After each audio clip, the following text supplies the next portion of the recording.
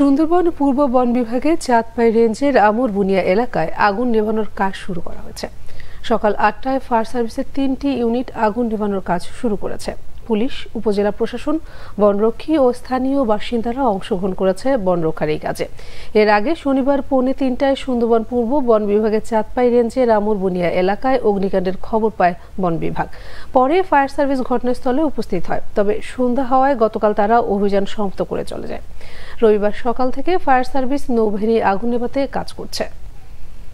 আমরা ইউনিট আমাদের কাজ করছে, দুটো ইউনিট আমরা স্ট্যান্ড বাই রেখেছি, যেহেতু এটি একটি ডিফিকাল্ট ফায়ার। বিশেষ করে হোস্টাল ফায়ারগুলো আমরা বিশেষ করে এভাবেই ফায়ার নির্বাপনে আমরা যাই, এবং এখানে বিশেষ করে জোয়ারের সাথে আমাদের সম্পর্ক। আমরা এই মুহূর্তে কাজ করছি, বাকিটুকু আমরা আপনাদেরকে আপডেট দেবো।